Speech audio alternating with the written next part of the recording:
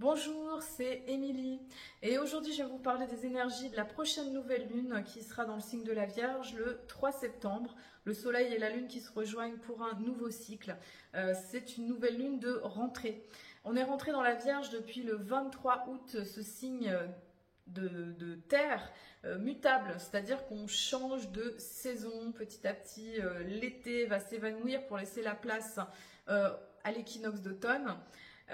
Au moment de l'équinoxe et on est vraiment dans ce temps de bilan, ce temps de récolte, ce temps où on vient quelque part préparer la rentrée, analyser, faire le tri de tout ce qui a été engrangé depuis tout l'été, mais aussi depuis l'équinoxe de printemps, depuis la saison de jour, parce qu'après on va basculer dans l'énergie plutôt yin. Alors pour cette nouvelle lune, qu'est-ce que nous avons de particulier? Donc nous avons un soleil-lune en Vierge qui s'oppose à Saturne dans le signe du Poisson. Donc globalement, on va avoir une lunaison un petit peu saturnienne qui va nous demander, même si on veut prolonger les vacances, de prendre responsabilité. Il va y avoir peut-être des contraintes, les horaires qui reprennent, la rentrée en France le 2 septembre. En Suisse, c'était déjà plus tôt, ça fait déjà 2 bonnes semaines.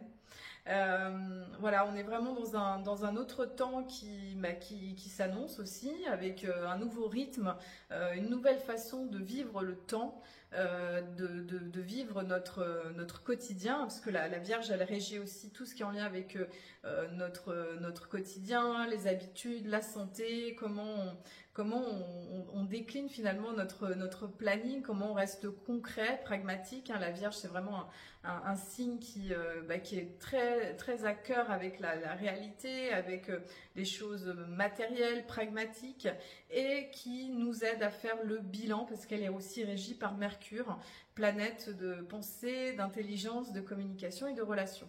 Depuis le 29 août, Mercure, elle est repassée direct.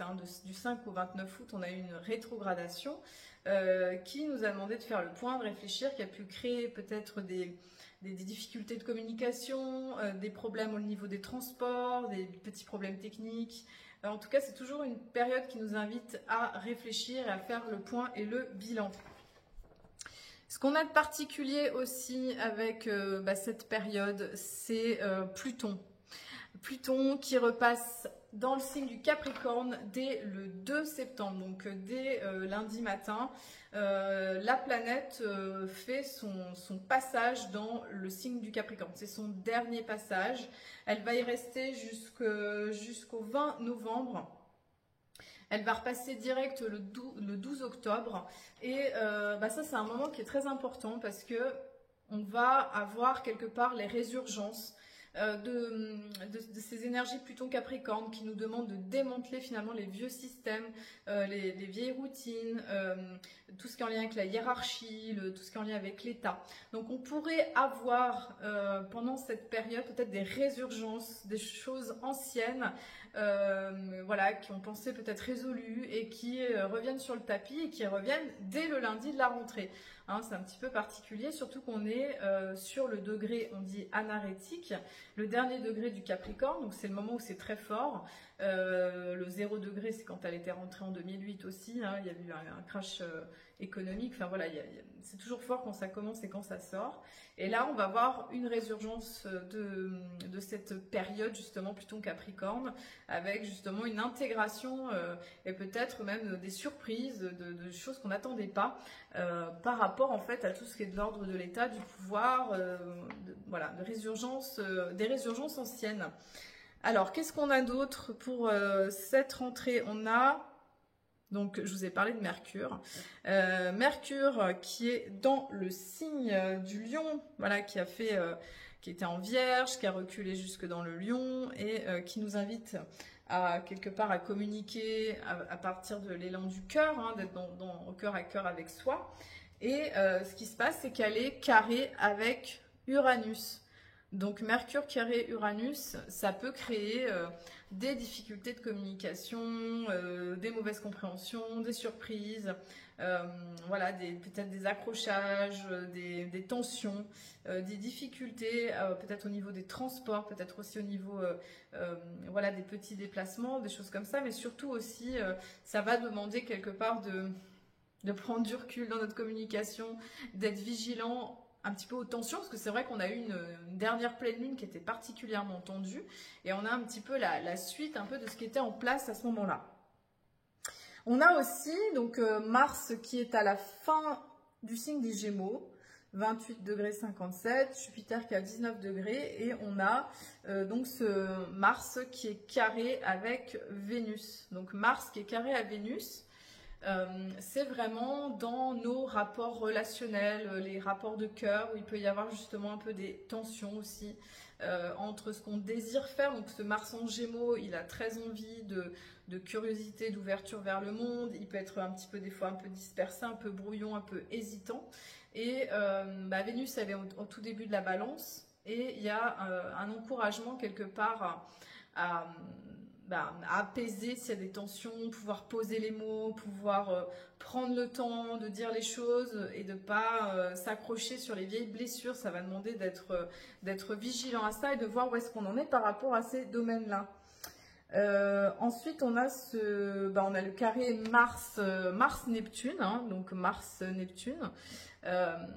Alors, carré Mars-Neptune, dans des signes mutables, il pourrait y avoir un petit peu une sensation de se dire, bon, dans quel sens je communique, comment j'agis, dans quelle direction je vais. Il peut y avoir un petit peu les pistes qui sont un petit peu brouillées, un manque peut-être de discernement, de clarté au niveau de l'action. Et ça va demander quelque part de défricher un petit peu les chemins pour revenir à une action qui soit essentielle. Je dirais que le fait que le Soleil soit opposé à Saturne, ça va demander d'aller à cet essentiel, de prendre soin de soi, prendre soin de son énergie vitale pour savoir quelque part où on avance et où on met les pieds. Donc ce qui est aussi particulier avec cette lunaison, c'est aussi donc on a une Lilith qui est dans le signe de la Balance, on a une autre qui est à la fin de la Vierge. Donc là on va voir une Lilith qui est conjointe avec Vénus, Junon et le nœud sud. Ça c'est une disposition un petit peu particulière pour tout ce qui est en lien avec les relations affectives, les relations proches.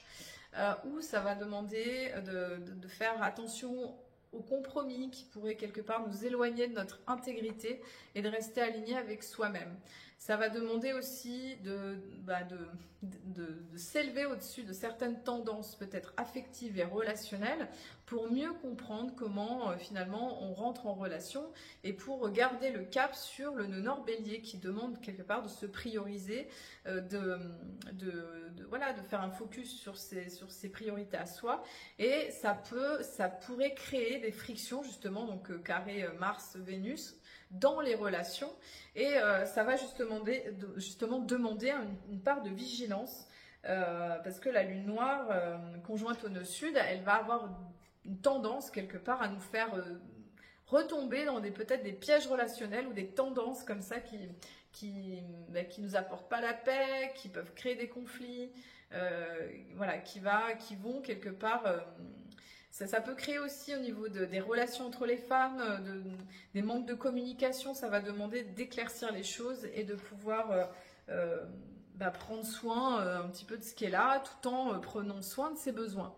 On a un grand trigone, alors il est presque de terre, donc on a entre Pluton et Uranus, Taureau, et avec Vénus en Balance. Donc il y a quelque chose en fait qui nous demande d'évoluer sur le plan relationnel, de pouvoir transformer, transmuter, pour pouvoir être dans une plus grande liberté intérieure et pour s'ajuster finalement, mais aussi pouvoir transmuter en fait.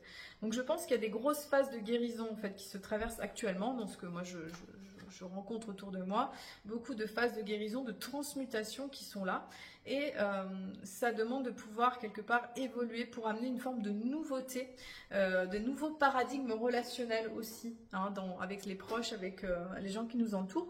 Et puis on a aussi une disposition un peu de cerf-volant, alors qui nous montre la planète Neptune.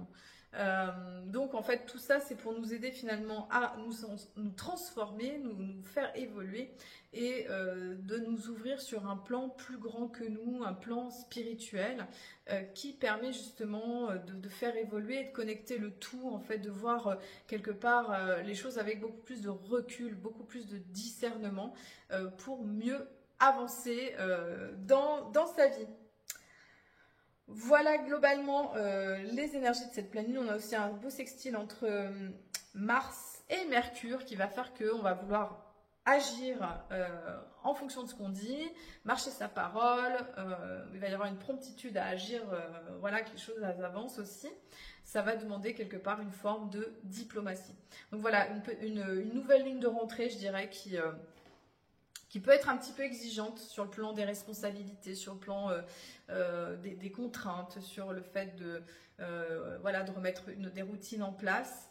Un travail relationnel qui est là et qui va demander de prêter attention à vraiment mettre de la diplomatie, de pouvoir s'écouter, de pouvoir poser ses besoins, pouvoir s'apaiser, pouvoir se ressourcer pour se connecter avec quelque chose de plus grand que soi. Et ce retour de Pluton en Capricorne qui est quand même...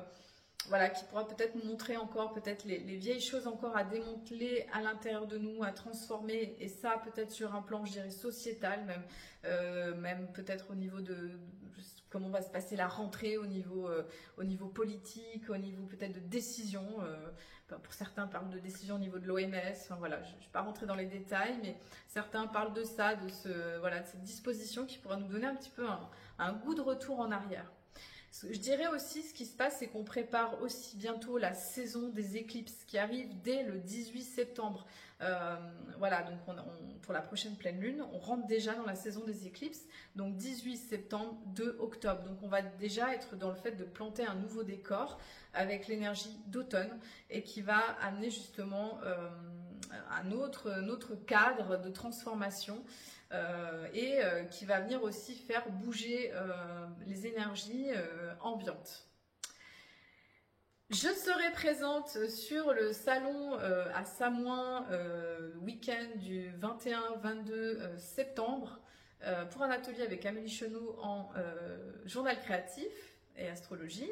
Et moi, je ferai aussi une conférence sur l'astrologie pour expliquer justement les tendances de notre automne 2024. Cette année 8 plutôt exigeante qui demande justement d'évoluer, de faire bouger les choses, qui peut donner aussi des retours de karma, nous montrer si on a bien compris les leçons, pour voir si on a bien évolué, si on a bien fini de guérir certains pans et paramètres de notre vie, de notre histoire.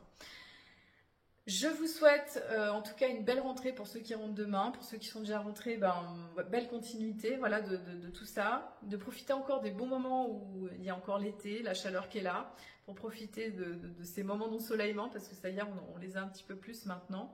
Et puis de se préparer à certains changements, parce que quand même cette période de la Vierge, c'est vraiment le wind of change, je dirais, le vent du changement, qui nous montre que oui, voilà, il fait encore beau tout ça, mais les jours diminuent, l'automne se prépare. Et, les changements arrivent aussi et c'est quand même pareil au niveau du corps, au niveau peut-être de notre façon de concevoir la vie par rapport à des décisions. Et c'est important de prendre tout ça en considération pour trouver de l'équilibre et du bien-être par rapport à cette traversée du moment de la rentrée qui demande d'ancrer quelque part de nouvelles habitudes, un nouveau quotidien pour trouver justement un équilibre avec tous les différents aspects de notre vie. Belle lunaison à vous et je vous dis à très bientôt.